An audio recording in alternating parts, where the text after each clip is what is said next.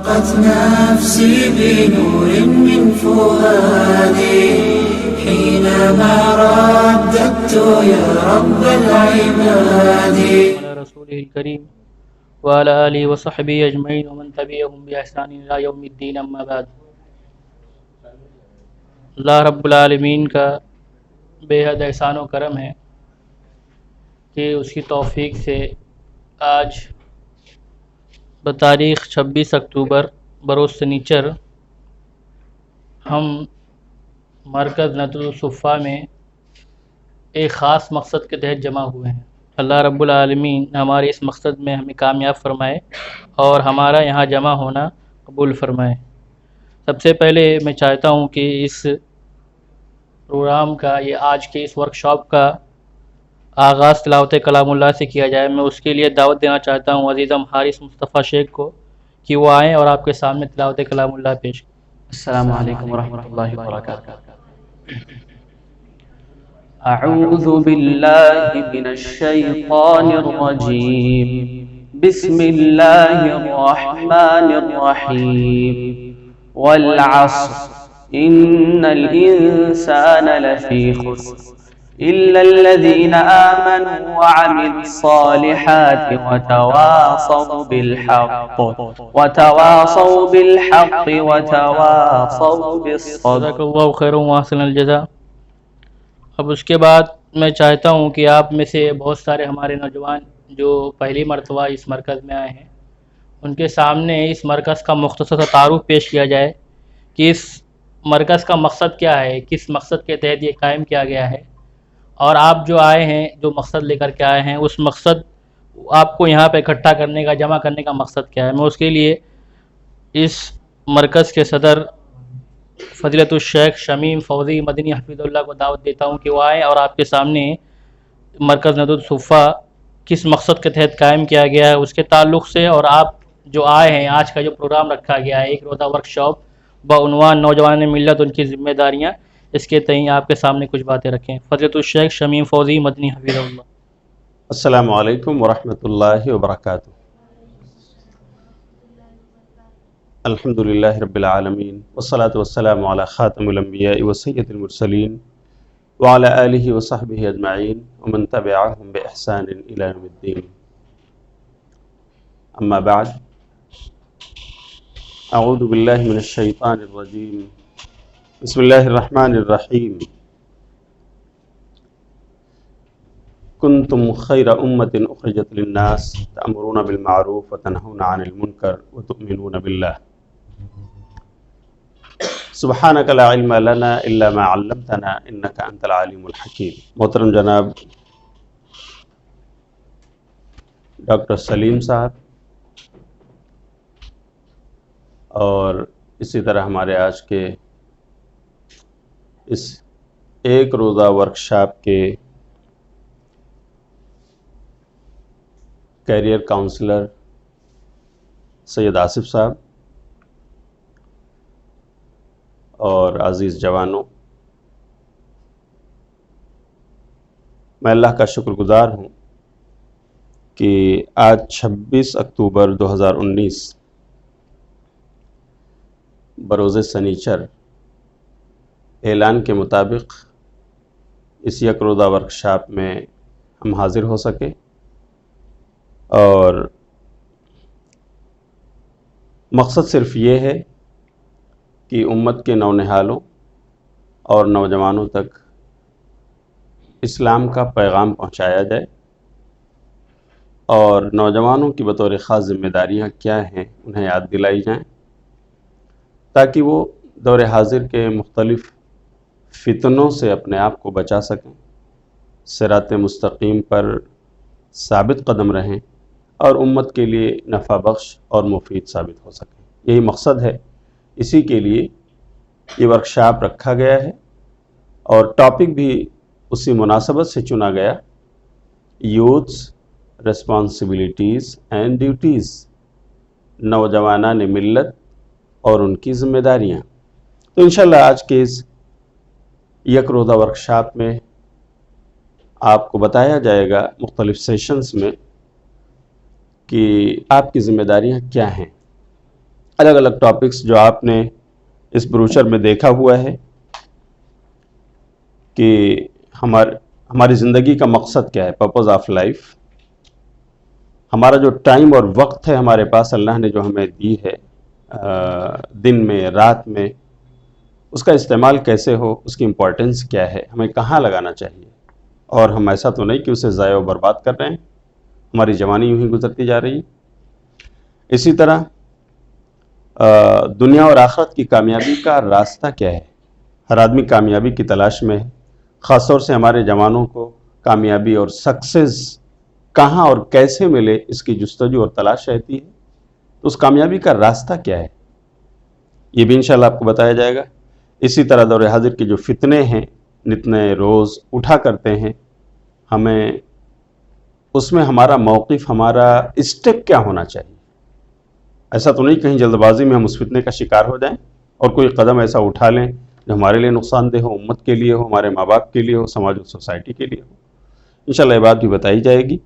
اور اسی طرح سے عصر حاضر میں ٹیکنالوجی کا دور ہے، یہ اس ٹیکنالوجی کا استعمال ہم اپنے لیے، اپنی قوم کے لیے اور اپنے مذہب کے لیے کیسے استعمال کر سکتے ہیں. انشاءاللہ وہ بات بھی آپ کے سامنے اسی ایک روزہ ورکشاپ میں رکھی جائے گی الگ الگ اسپیکرز کے ذریعہ. اور آج سوشل میڈیا کا دورہ ہے، ہمارے ہاتھوں میں اینڈرائڈ فون ہے، فیس بک ہے، واٹس ایپ ہے اور بہت ساری چیزیں ہیں. اس کا نیگیٹو استعمال جو ہو رہا ہے اسے ہم کیسے بچیں، پازیٹیو استعمال اس کو ہم کیسے کریں، اور کیا یہ چیز ہم اپنی قوم کے لیے اس کو سود مند اور فائدہ مند بنا سکتے ہیں، کیا اس کو ہم اپنے لیے ثواب کا ذریعہ بنا سکتے ہیں. سوشل میڈیا کیسے ہم ثواب کما سکتے ہیں اور اس کا راستہ کیا ہے، سوشل میڈیا کا استعمال کیسے ہونا چاہیے اور نیگیٹو استعمال سے کس طرح ہمیں بچنا چاہیے، اس کی شکلیں کیا ہیں. انشاءاللہ اس پر بھی آپ کو گائیڈنس دی جائے گی. اور اسی طرح سے لینگویج اور زبان کے بارے میں کہ ہم جس ملک میں رہتے ہیں اس کی زبانیں ہمیں سیکھنا چاہیے. ہاں، خاص طور سے انگلش لینگویج، اس کی امپورٹنس کیا ہے اس زمانے میں، ہم اسے سیکھ کر کس طرح اسلام کا دفاع کر سکتے ہیں اور خود اس سے فائدہ اٹھا سکتے ہیں، قوم کو فائدہ پہنچا سکتے ہیں. انشاءاللہ یہ بات بھی ہوگی. اور ایک اور اہم topic, contribution of youth in building the nation and society, کہ قوم اور سماج کے لیے اس کی تعمیر میں ہم نوجوانوں کا کردار کیا ہونا چاہیے، ہم اسے بلڈ اپ کیسے کر سکتے ہیں، اس سماج اور سوسائٹی کو کیسے سنوار سکتے ہیں، کیونکہ ہم سماج کا حصہ ہیں، اٹوٹ انگ ہیں. تو ہماری امپورٹنس اس میں کیا ہے، ہمیں کیا رول پلے کرنا چاہیے. تو انشاءاللہ یہ چیزیں نوجوانوں کو بطور خاص بتانے کے لیے یہ ورکشاپ ہم نے آرگنائز کیا ہے. اللہ تعالی ہمیں اپنے مقاصد میں اخلاص عطا فرمائے اور ہم سب کو اس پروگرام سے فائدہ اٹھا کر دوسروں کے لیے ہمیں اللہ تعالیٰ مفید بنائے، سماج اور سوسائٹی کے لیے ہم سب کو اللہ تعالیٰ کارآمد بنائے. یہی اس کا مقصد ہے. تو آئیے اس کا پہلا سیشن، اس کے لیے میں حاضر ہوں. اور اس پہلے سیشن میں آپ کو بتانا چاہتا ہوں دنیا اور آخرت میں کامیابی کا راستہ کیا ہے. اس لیے کہ کامیابی، اس کی تلاش ہر ایک کو ہے، وہ جوان ہو، وہ بزرگ ہو، وہ مرد ہو یا خاتون ہو، کامیابی ہر ایک کو اس کی تلاش ہے. وہ کامیابی ہے کیا، ہم اسے کیسے حاصل کر سکتے ہیں. آئیے ہم اسے قرآن سے پوچھتے ہیں کہ قرآن میں اس کا جواب کیا ہے، نبی صلی اللہ علیہ وسلم کی احادیث میں اس کا جواب کیا ہے. ہم اپنی دنیا اور اپنی آخرت کو کیسے سنوار سکتے ہیں.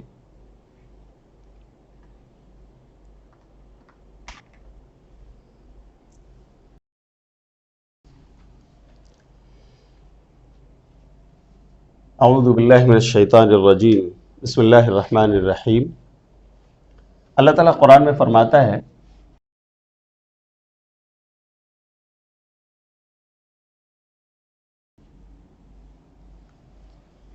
اس سورت کا نام کیا ہے، سورۃ العصر. یاد ہے آپ سب کو یاد ہے؟ الحمدللہ. یہ سورت ہمیں کامیابی کا ڈیفینیشن بتاتی ہے. جو اس سیشن کا ٹاپک ہے، موضوع،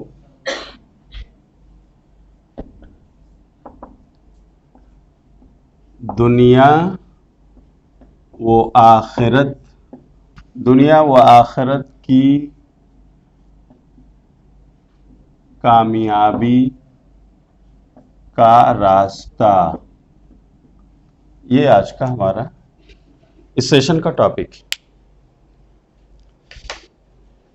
کامیابی کہتے کسے ہیں؟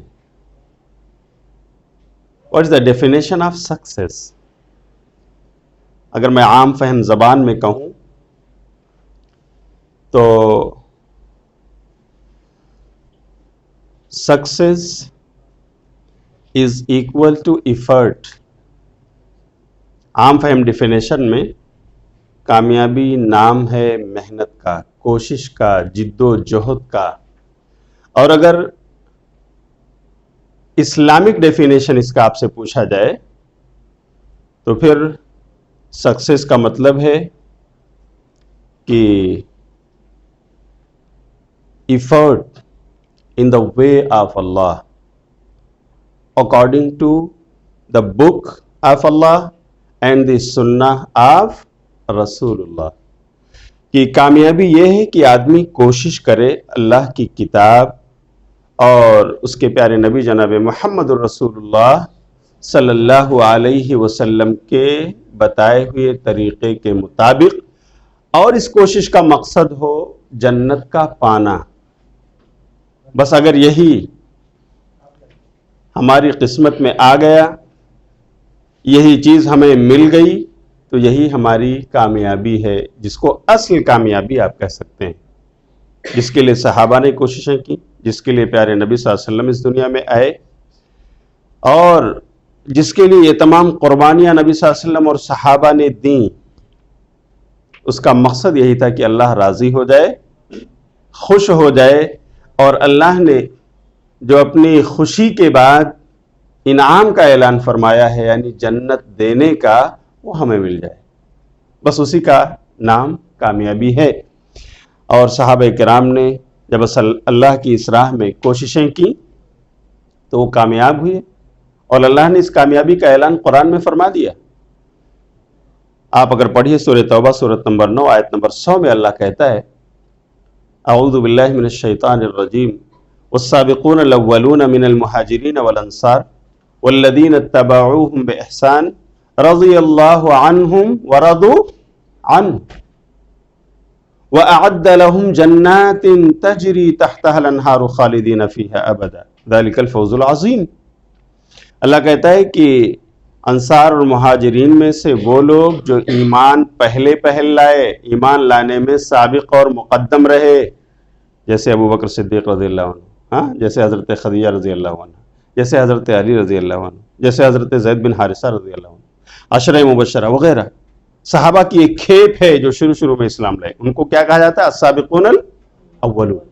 تو جو لوگ ایمان لانے میں سابق اور مقدم رہے مہاجرین اور انصار میں سے، والذین اتبعوہم بإحسان، اور وہ لوگ جنہوں نے ان صحابہ کی پیروی کی، ان کی تبلیغ انہوں نے قبول کیا، ان کی دعوت پر لبیک کہتے ہوئے اس بھلائی کی راہ میں وہ بھی لگ گئے، بإحسان، بھلائی کے ساتھ پیروی کی، تو اللہ کہتا رضی اللہ عنہم، اللہ ان سے راضی ہو گیا، اللہ ان سے راضی ہو گیا، اللہ ان سے خوش ہو گیا، ورضوا عنہ، اور یہ لوگ بھی تو اللہ سے خوش ہیں۔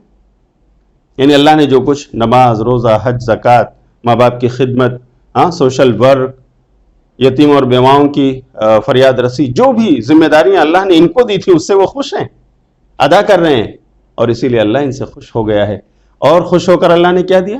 آیت کنٹینیو پڑھی، وَأَعَدَّ لَهُمْ جَنَّاتٍ تَجْرِي تَحْتَهَا الْأَنْهَارُ، تو اللہ نے ان کے لیے باغات تیار کر رکھے ہیں جنت میں، جس کے نیچے سے نہریں بہ رہی ہوں گی، اس میں ہمیشہ ہمیش رہیں گے، خالدین فیہا ابدا، they will abide therein forever، ہمیشہ ہمیش رہیں گے، نہ ختم ہونے والی زندگی۔ اللہ اکبر، ذالک الفوز العظیم، that is the great success۔ قرآن نے دیکھیے کامیابی کا ڈیفینیشن دی۔ کامیابی اصل کیا ہے؟ اللہ کی جنت کو پا لینا، اللہ کو راضی کر لینا، اللہ کو خوش کر لینا۔ تو اس کامیابی کا راستہ کیا ہے دنیا میں اور آخرت میں؟ سورہ عصر، مختصر طور سے میں اس کا ڈیفینیشن آپ کو بتاتا چلوں، اور میں کوشش کروں گا کہ جتنا مختصر ہو سکے آپ کو مختصر وقت میں سمجھا سکوں۔ سب سے پہلے اس آیت کا، اس سورت کا ترجمہ دیکھ لیتے ہیں۔ اللہ تعالیٰ اس میں فرماتا ہے والعصر، قسم ہے زمانے کی، ٹائم کی، ان الانسان لفی خسر، بے شک تمام انسان خسارے میں۔ الانسان کا مطلب تمام انسان، جیسے الحمد للہ رب العالمین، الحمد تمام تعریف اللہ ہی کے لیے، تو ال جو اس میں لگا ہوا ہے استغراقیہ، وہ یہاں بھی ہے۔ تو انسان سے مراد ہے پوری جماعت انسان کی، سب کے سب خسارے میں، اللہ قسم کھا کر کہہ رہا ہے۔ اچھا، اللہ نے زمانے کی قسم کھائی ہے، تو اللہ زمانے کی قسم، ہم اور آپ تو نہیں کھاتے، تو اللہ کھا سکتا ہے نا؟ اللہ کھا سکتا ہے، اس لیے کہ اللہ سب کا خالق ہے، اللہ جس کی بھی چاہے قسم کھا سکتا ہے۔ اللہ نے کبھی کہا نون والقلم، قلم کی قسم، والتین والزیتون، تین اور زیتون کی قسم۔ تو اللہ رب العالمین جس کی چاہے قسم کھا سکتا ہے، لیکن ہم اور آپ اللہ کی مخلوق ہیں، ہمیں اس میں پابندی اور قانون اور ضابطے کا پابند بنایا گیا ہے کہ قسم کھانے میں بھی ہمیں کس کی قسم کھانی ہے؟ ہمیں صرف اللہ کی۔ نبی صلی اللہ علیہ وسلم نے فرمایا من کان حالفا فلا یحلف الا باللہ، جسے قسم کھانا ہو وہ صرف اللہ کی قسم کھائے۔ کس کی قسم کھائے؟ صرف اللہ کی قسم کھائے۔ تو واللہ، باللہ، تاللہ، یہ الفاظ ہو سکتے ہیں ہمارے اللہ کی قسم، یا اسی طرح ہم یہ کہہ سکتے ہیں اللہ کے رسول صلی اللہ علیہ وسلم کہتے تھے والذی نفسی بیدہ، اس ذات کی قسم جس کے ہاتھ میں میری جان ہے، اللہ ہی ہوا۔ ورب الکعبہ، کعبہ کے رب کی قسم کہہ سکتے ہیں اس طرح سے۔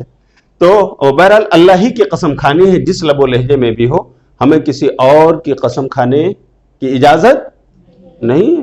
عمر بن خطاب رضی اللہ تعالیٰ عنہ ایک بار نبی صلی اللہ علیہ وسلم کے ساتھ ہیں، شروع اسلام کا زمانہ ہے، اور وہ کسی موقع پر کوئی بات آئی تو انہوں نے اپنے آبا و اجداد کی قسم کھا لی، میرے باپ خطاب اور ان کے باپ اور ان کے باپ، آبا و اجداد کی قسم، اس لیے کہ زمانے جاہلیت میں چلتا تھا۔ تو نبی صلی اللہ علیہ وسلم نے کہا عمر، قسم کھانی ہے تو صرف اللہ کی قسم کھاؤ، من کان حالفا فلیحلف باللہ، جس کو قسم کھانا ہے وہ صرف اللہ کی قسم کھائے۔ آج دیکھو ہمارے جوانوں، کتنے ایسے لوگ ہیں جو کیا کہتے ہیں؟ میرے ماں کی قسم، ہاں، میری روزی کی قسم، میرے باپ کی قسم۔ کچھ لوگ کیا کہتے ہیں؟ میرے سر کی قسم، بولتے ہیں نا۔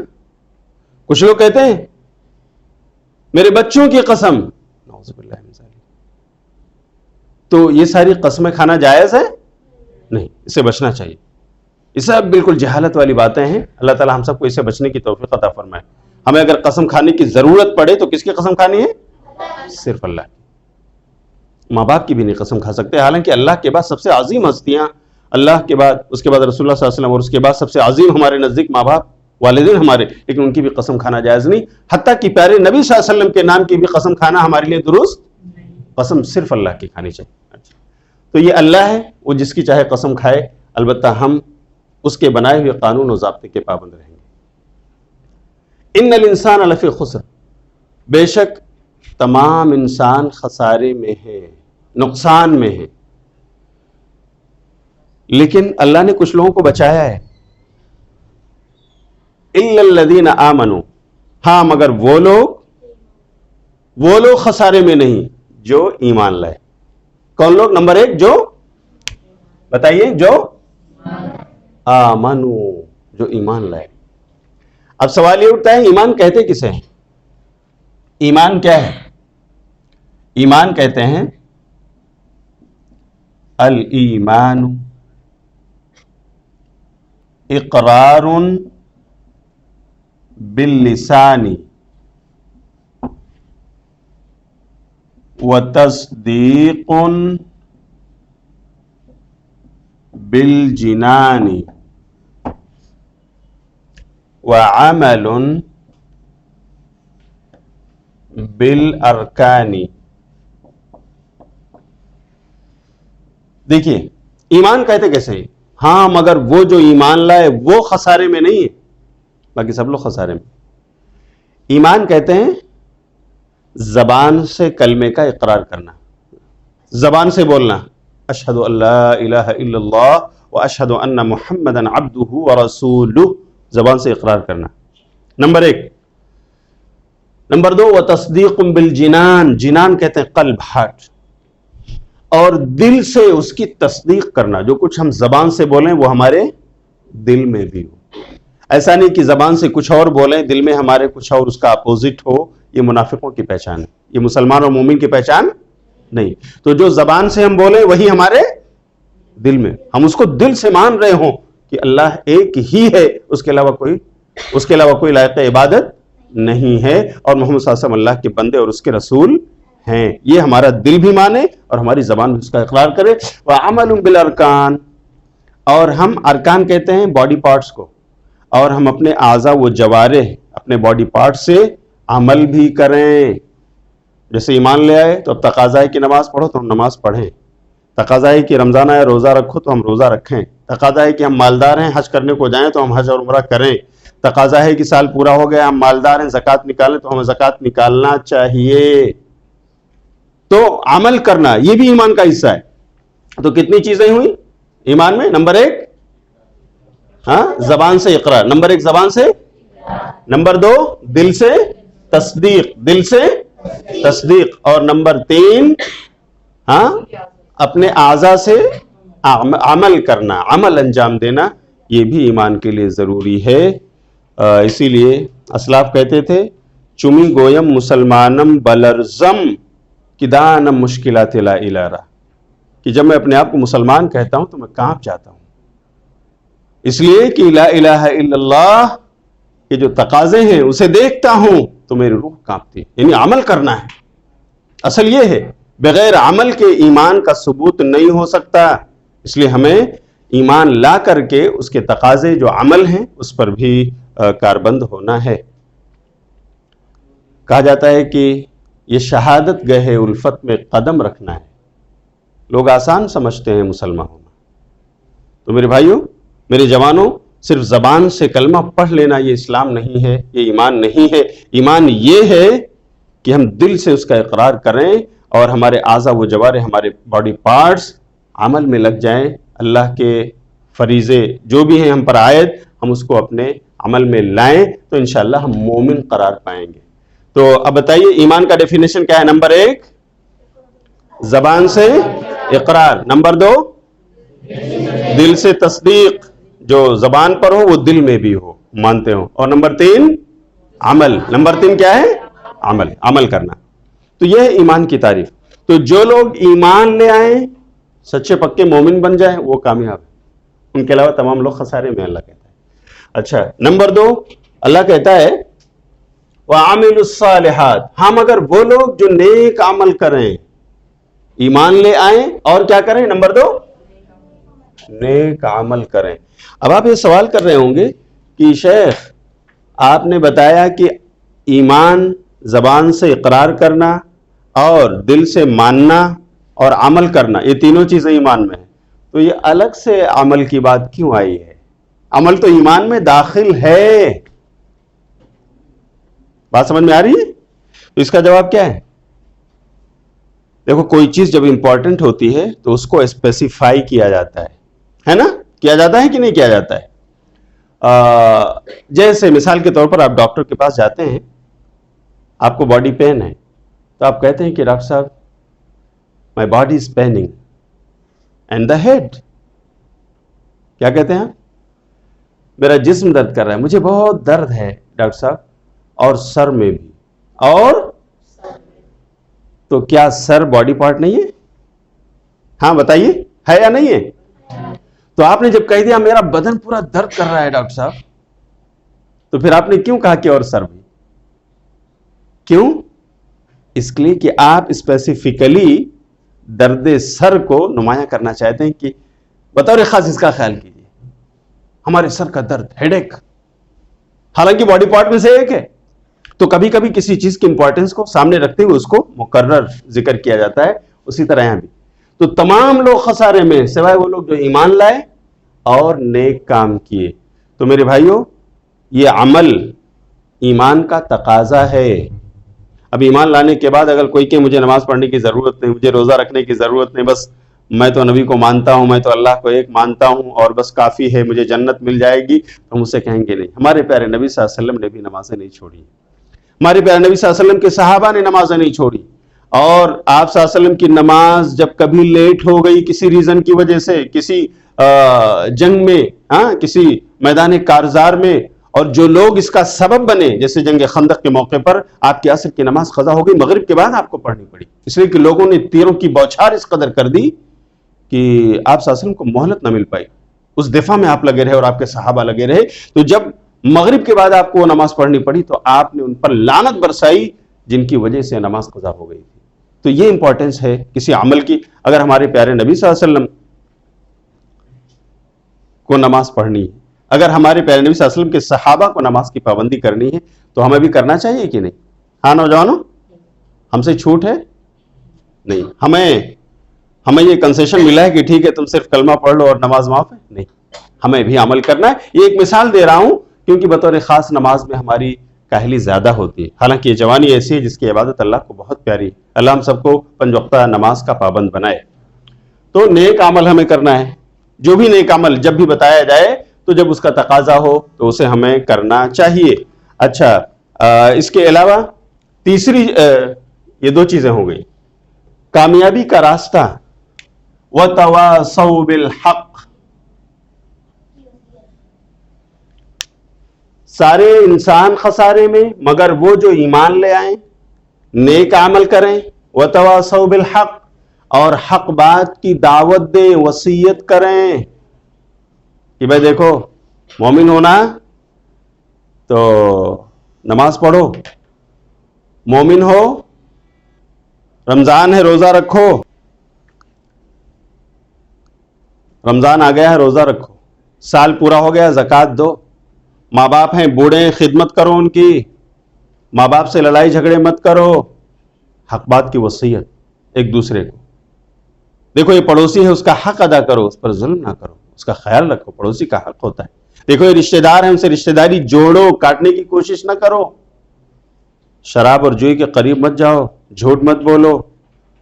وَتَوَاصَوْا بِالْحَقِّ, حق بات کی وصیت یعنی دعوت.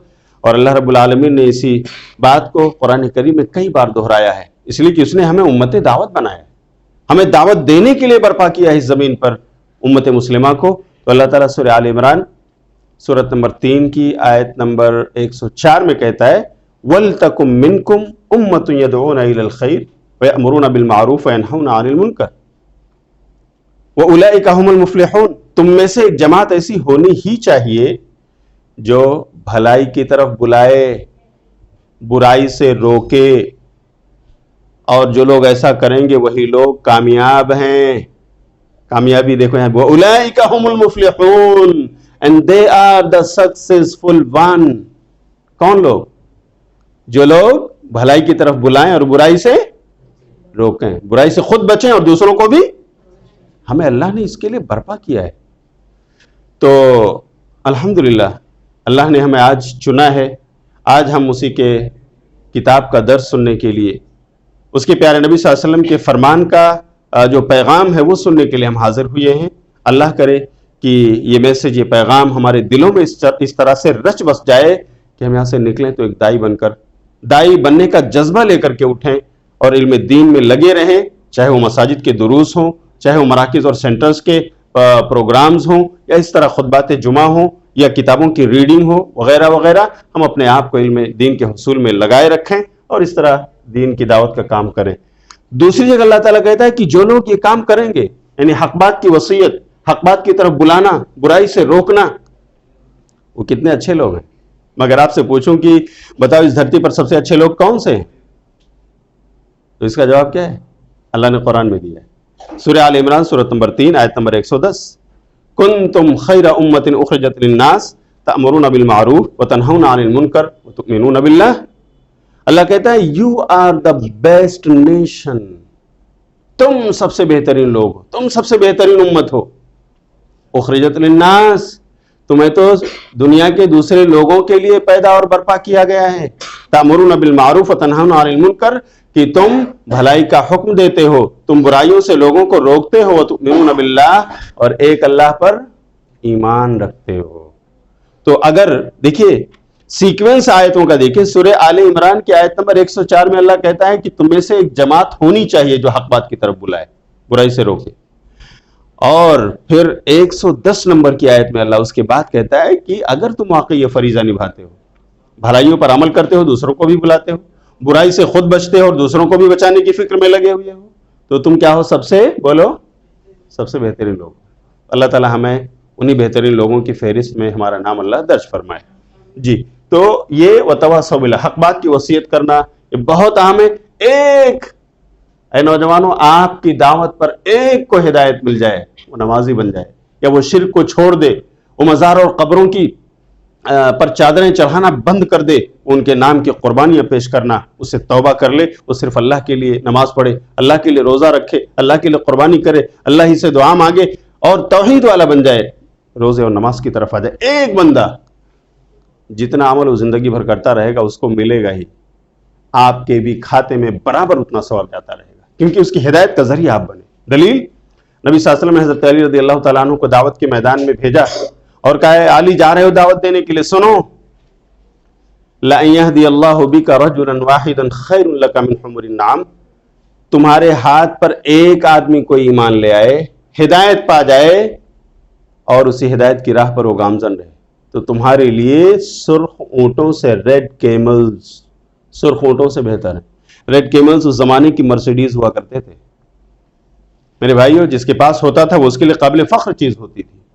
تو نبی صلی اللہ علیہ وسلم کہتے ہیں سرخ اونٹ نہیں، سرخ اونٹوں سے بہتر ہے تمہارے لیے کہ کوئی ایک آدمی ہدایت پر آ جائے تمہاری دعوت کی وجہ سے. آپ اندازہ کرو کہ اگر آپ نے اپنے کسی دوست کو بلایا، برائی سے روکا، وہ دوست جو سگریٹ پینے کا عادی بن چکا تھا، وہ دوست جو تمباکو نوشی کا، وہ دوست جو گٹکا کھانے کا عادی بن چکا تھا، اور آپ نے اسے سمجھایا کہ it causes cancer, other diseases, اور اس کو بات سمجھ میں آ گئی، اس نے چھوڑ دیا آپ کی وجہ سے، کتنا بڑا ثواب آپ کے حق میں آیا.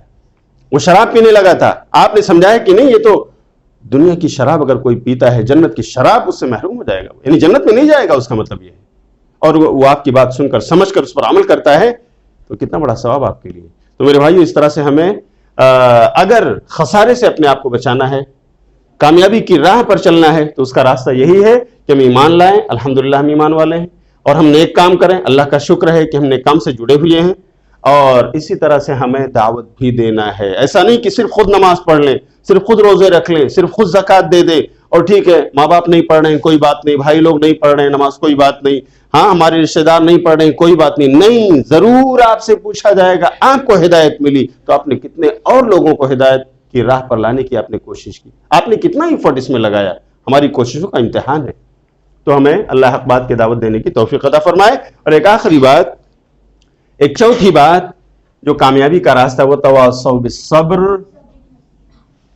کہ اگر اس دعوت کی راہ میں، ایمان کی راہ میں اگر آزمائش آتی ہے، اور آنا میرے بھائیو آزمائش یہ فطرت ہے، جو مومن ہیں ان کے ساتھ آزمائش ضروری ہے. حضرت سعد بن ابی وقاص رضی اللہ تعالیٰ عنہ نبی صلی اللہ علیہ وسلم سے پوچھتے ہیں کہ ای الناس اشد بلاء یا رسول اللہ، اللہ کے رسول صلی اللہ علیہ وسلم سب سے زیادہ آزمائش کس کی ہوئی؟ تو جواب کیا ہے؟ نبی صلی اللہ علیہ وسلم کہتے ہیں الانبیاء، سب سے زیادہ کس کی آزمائش ہوئی ہے؟ حالانکہ انبیاء سب سے سچے پکے مومن ہوتے ہیں، بولو ہوتے ہیں کہ نہیں؟ اللہ کے چہیتے بندے ہوتے ہیں، سلیکٹڈ، اللہ ان کو سلیکٹ کرتا ہے، اس لیے کہ وہ انسانوں میں سب سے اچھے لوگ ہوتے ہیں، ان کو اللہ انبیاء بناتا ہے، ان کی تربیت کرتا ہے. ان کی سب سے زیادہ آزمائش ہمارے پیارے نبی صلی اللہ علیہ وسلم کے ساتھ آزمائشیں نہ ہوں. ہمارے پیارے نبی صلی اللہ علیہ وسلم کی گردن میں چادر ڈال کر کے آپ کا گلا گھونٹنے کی کوشش کی گئی، صرف اس لیے کہ آپ ایمان والے تھے، ایمان کی دعوت دینے والے تھے، ہدایت کی راہ پر لوگوں کو بلانے والے تھے. جھوٹ اور ان تمام شراب نوشی، جوئے اور ان تمام اڈوں سے لوگوں کو دور کرنے والے تھے، اس لیے آپ کا گلا گھونٹا جا رہا ہے.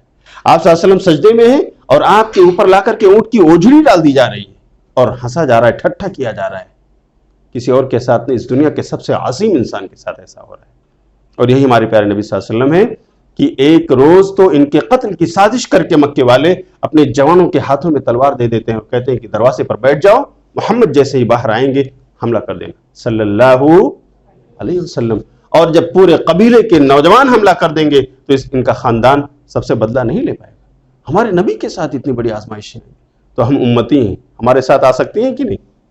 تو نوجوانوں، میں آپ کو یہ نصیحت کروں گا کہ اگر یہ آزمائش ہوتی ہے، نبی صلی اللہ علیہ وسلم کہتے ہیں سب سے زیادہ انبیاء کی آزمائش، پھر کس کی؟ اللہ کے رسول صلی اللہ علیہ وسلم. ثم الامثل فالامثل، پھر جو نبی ہی کی طرح اس مشن میں لگا رہے گا، نبی ہی کی طرح اس راستے پر چلے گا، یعنی ایمان والا بن کر رہے گا، عمل صالح کرتا ہوا رہے گا، حق بات کی وصیت کرے گا، اس پر بھی یہ مصیبتیں پریشانیاں آئیں گی، آزمائشوں سے دوچار ہوگا، اس لیے کہ وہ اسی دعوتی مشن سے جڑا ہے، انبیائی مشن سے جڑا ہے، وہ پیغمبر کے اسی راستے پر چل رہا ہے. اس کے ساتھ بھی آزمائش ہوگی. اس میں کیا کرنا چاہیے؟ وَتَوَاصَوْا بِالصَّبْرِ، کیا کرنا چاہیے؟ بولو. ایسے میں صبر، استقامت اور صبر بہت بہت اہم چیز ہے. ایک بات بتاؤں، لیڈرشپ کی تمنا اگر ہے کسی کو، اگر لیڈرشپ کی تمنا ہے، یہ صفت پیدا کیجئے.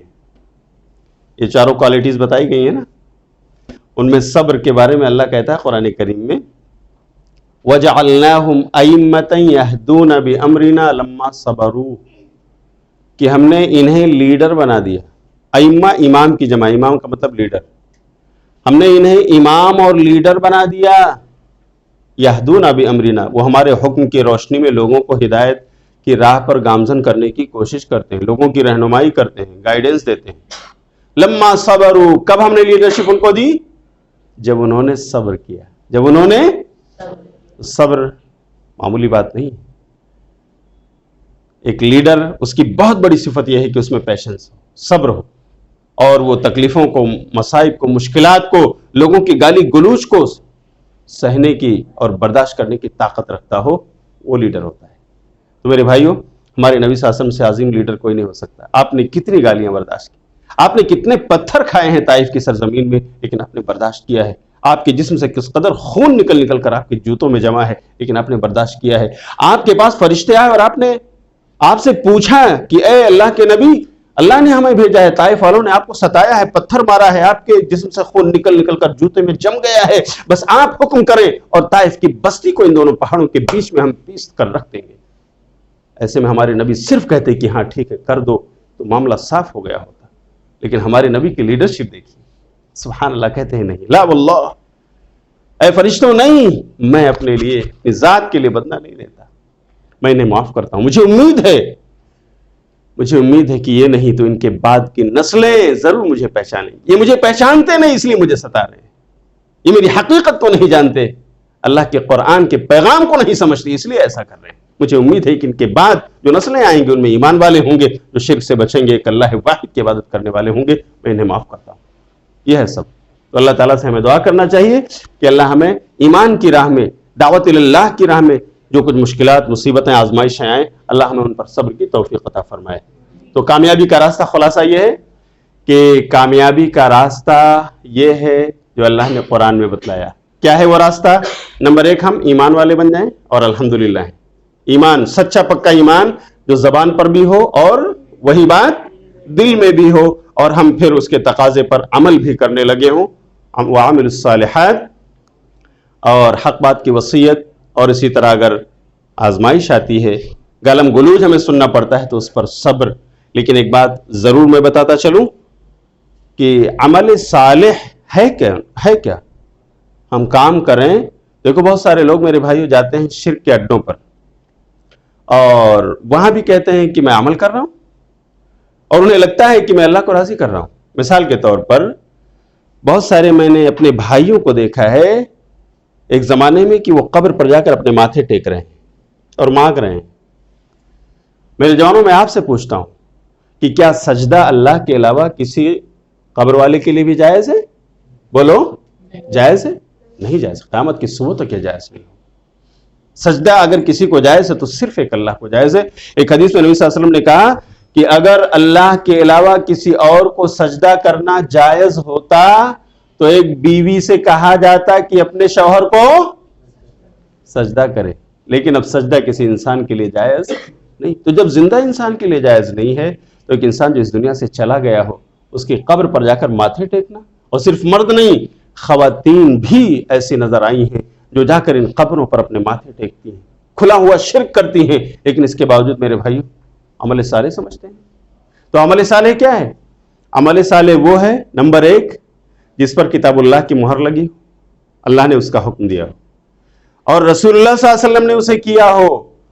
تو عمل صالح وہ ہوگا جو کتاب و سنت سے ثابت ہو، خالص اللہ کے لیے کیا جائے. کس کے لیے؟ ریاکاری نہ ہو، شوبازی نہ ہو، اللہ کے لیے ہو. آج دیکھو ہم صدقہ بھی کرتے ہیں تو کہتے ہیں ذرا سا یہ میرا موبائل ہے پوز لے لو، میں ذرا اس غریب کو دے رہا ہوں 100 روپے، ذرا سا فوٹو لے لو. اور اس کے بعد ہم لوگ واٹس ایپ پر شیئر کرتے ہیں، دیکھو میں پیسے بانٹ رہا ہوں. کچھ لوگ کہتے ہیں دیکھو ٹھنڈی آئی میں کمبل بانٹ رہا ہوں، بس ذرا فوٹو لے لو، میرا کمبل اس کو مل رہا ہے. ذلیل کر رہے ہیں ہم ان قریبوں. اللہ کے لیے ذلیل نہ کریں، اللہ کے لیے کریے. اللہ دینے والا ہے، اللہ دیکھنے والا ہے، اللہ کو آپ کے موبائل دیکھنے کی ضرورت نہیں ہے. تو میرے بھائی اس طرح کبھی کبھی شوبازیاں ہوتی ہیں. تو نیک عمل وہ ہوگا جو خالص اللہ کے لیے کیا جائے اور نبی صلی اللہ علیہ وسلم کی سنت کے مطابق کیا جائے. جیسے ہم نماز پڑھ رہے ہیں، مغرب کی نماز 3 رکعت ہے، اگر کوئی کہے کہ یہ نماز ہے میں 4 رکعت پڑھوں گا، میں فرض 3 نہیں 4 پڑھوں گا، نماز ہی تو ہے، نیک کام ہے نا، تو میں 4 رکعت پڑھوں گا. 4 رکعت زیادہ ہے تو زیادہ کا زیادہ ثواب ہوتا ہے. تو میں آپ سے پوچھتا ہوں میرے بھائیو، بتاؤ میرے جوانوں، میرے عزیزوں، کہ مغرب کی نماز نبی صلی اللہ علیہ وسلم نے 3 رکعت پڑھی فرض، ہم اس کو 4 پڑھیں گے تو ہمیں ثواب ملے گا؟ یہ عمل صالح نہیں ہوا، کیونکہ نبی صلی اللہ علیہ وسلم کی سنت کے خلاف ہوا. تو عمل صالح وہی ہوگا جو نبی صلی اللہ علیہ وسلم کی سنت کے مطابق ہو، آپ کے طریقے کے مطابق ہو، جیسا آپ کر کے گئے ہیں ویسا ہم کریں، اور وہ خالص اللہ کے لیے ہو. کس کے لیے ہو؟ اللہ کے لیے. ہم سب کو اللہ تعالیٰ اخلاص کے ساتھ عمل صالح کی توفیق عطا فرمائے، آمین. تو خلاصہ کیا ہے بتائیے؟ ہمارے لیے دنیا و آخرت میں کامیابی کا راستہ ایمان نمبر 1. سب سے پہلے نمبر پر کیا ہے؟ ایمان نہیں تو کتنا بھی کوئی عمل کر ڈالے، دان پون اور بہت بڑے بڑے اعمال، اللہ کے یہاں ایکسیپٹیبل نہیں. تو سب سے پہلے ایمان، نمبر 2 عمل صالح، اور نمبر 3 نیکیوں کی طرف، حق بات کی طرف دعوت، لوگوں کو بلانا، اور نمبر 4 بلانے کی راہ میں اگر پریشانی آتی ہے تو اس پر اللہ تعالی ہم سب کو کامیابی کی اسی راہ پر، اسی ڈگر پر چلنے کی توفیق عطا فرمائے، آمین. وآخر دعوانا الحمدللہ رب العالمین. السلام علیکم ورحمۃ اللہ وبرکاتہ.